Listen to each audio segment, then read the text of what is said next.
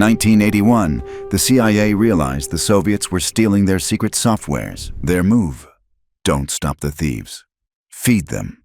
They handed the KGB the crown jewels of American software, but they hid a ghost inside the code, a ghost that waited months, just to turn a Soviet pipeline into the largest non-nuclear explosion in history. Welcome to Baseline. To understand why the pipeline exploded, you have to understand the massive lie the Soviet Union was living. By the early 1980s, the USSR was a superpower running out of ideas. While the West was entering the age of the computer chip, the Kremlin was stuck in the past. Their solution was simple: if you can't invent it, steal it. They created a specialized unit of the KGB known as Line X. These were technical tourists, spies who spent their days at Western trade fairs and universities vacuuming up every blueprint and circuit design they could find.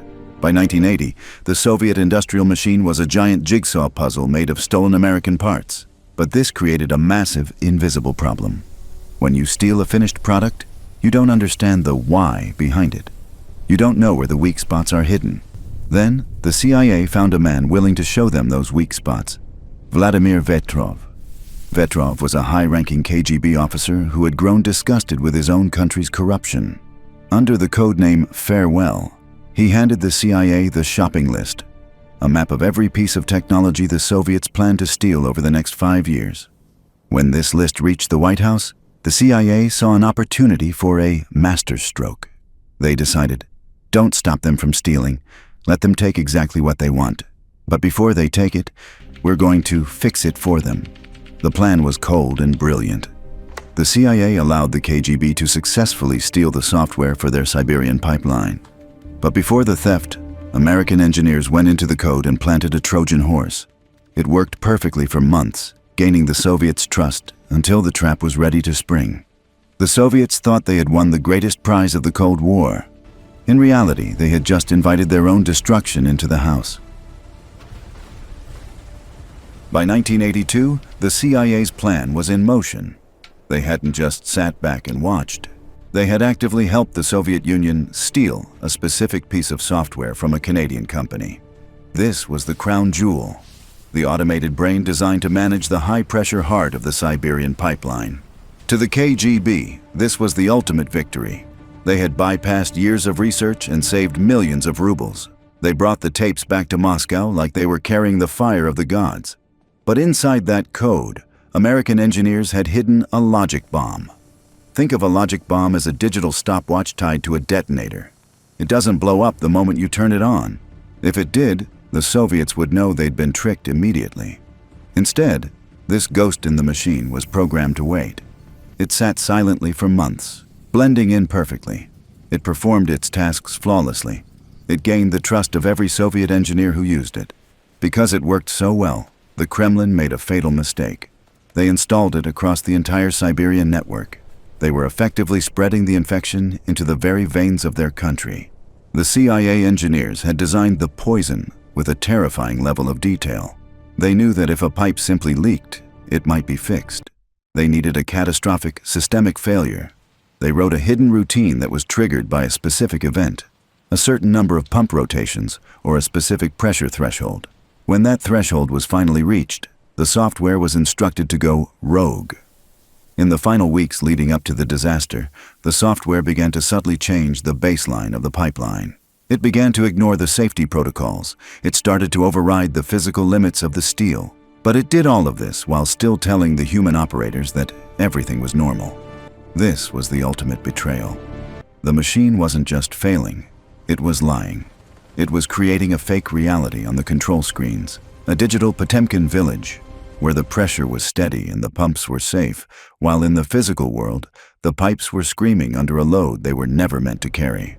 The tension in Washington was at a breaking point. In the windowless rooms of the CIA, they were watching the clock, waiting for the digital ghost to wake up. They knew the water hammer was coming, a physical shockwave of gas that would hit the Soviet infrastructure with the force of 1,000 freight trains. The trap was set. The software was installed. The Soviets were celebrating their success, and the ghost was finally ready to speak. In June of 1982, American satellites saw something that shouldn't exist. A massive flash of light erupted in the middle of the Soviet wilderness. It was so bright it actually blinded our space cameras. At the Pentagon, generals held their breath, fearing the worst. Great power war had finally begun. But there was no radiation, no missiles, just a terrifying pillar of fire reaching for the stars. The world didn't know it yet, but they were witnessing the first cyber war in history. The weapon wasn't a bomb, it was a lie. This is the story of the farewell dossier and how the CIA tricked the Soviet Union into stealing the very thing that would destroy them. To understand the explosion, you have to understand the silence. Imagine the Siberian wasteland. Thousands of miles of ice, dead trees, and absolute isolation. Cutting through this frozen world was the Trans-Siberian Pipeline. It was the Soviet Union's pride and joy. A massive steel artery built to pump the country's wealth into Europe. Deep inside the control center, the atmosphere felt like a concrete cathedral. Huge machines hummed. Technicians followed every rule perfectly. On their screens, a single green line stayed flat and steady. As long as that line was straight, the world was safe. But at 1:12 a.m., the machine stopped taking orders. A technician at Station 4 noticed the pressure was climbing too high. He did exactly what he was trained to do. He typed in a command to vent the gas and lower the pressure. He hit Enter. Nothing happened. He tried again, hitting the keys harder. But the computer didn't just ignore him. It started talking back. Strange, unreadable symbols began to crawl across his screen. It was as if the computer had developed a mind of its own. Panicking, he reached for a heavy iron emergency lever to shut the system down manually. It wouldn't budge. It was locked. Beneath his feet, the ground began to hum. Inside the pipe, a disaster was brewing. The stolen software, which the CIA had secretly fixed before the KGB took it, was now running a death trap routine. It was forcing the pumps to work at maximum speed while simultaneously slamming every safety valve shut. Imagine a freight train hitting a brick wall at full speed. That's what the gas was doing inside the pipe. The pressure became so intense that the massive steel pipes began to groan and stretch like rubber. In the control room, the technician looked at his screen one last time. It still said, "Everything is fine." The machine was lying to him, hiding the disaster until it was too late to run. Then, the earth unzipped. A mile of steel exploded all at once. The forest was incinerated. It was a masterpiece of invisible war, a real-world disaster triggered by a digital ghost. In the hours following the explosion, a terrifying silence fell over the Kremlin. The Soviet military didn't know if they were at war or if they had suffered a freak accident. But as the investigators reached the crater in the Siberian wasteland, they found something far worse than a broken pipe. They found that the hardware was perfect. The steel hadn't failed. The logic had. This realization triggered a trust death that paralyzed the Soviet Union faster than any fire. If the pipeline software was a lie, what else was? The KGB looked at their vast archives of stolen Western technology with new, paranoid eyes. They looked at the radar systems guarding their borders, the computers running their nuclear plants, and the flight controls in their fighter jets. Every piece of technology they had painstakingly stolen was now a potential logic bomb. The Soviet industrial machine ground to a halt. They were forced to stop production across the country to manually check millions of lines of code, searching for ghosts they didn't have the math to find. It was a billion-dollar tax on their time and their sanity. The USSR had become a prisoner of its own theft. But for the man who had started it all, the end was clinical. Vladimir Vetrov was already in a Moscow prison, arrested for a separate, violent breakdown. But as the KGB's internal investigators connected the dots of the pipeline disaster, they realized he was the one who had handed the Americans the keys to their kingdom. Vetrov was executed in 1985.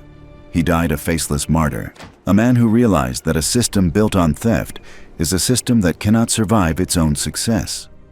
The legacy of the farewell dossier isn't just about a fire in Siberia. It's a warning for our modern world. Today, we live in a global Potemkin village of technology. We use software we didn't write, running on hardware we don't fully understand, moving through a digital world and assuming the floor beneath us is solid. But as the 1982 explosion proved, the most dangerous weapon isn't the one pointed at you. It's the one you reached out and took for yourself. When the machine stops taking orders, when the screen lies to the operator, and when the baseline of your reality begins to rewrite itself. That is when you find the truth. Hit subscribe, because the next story gets even darker.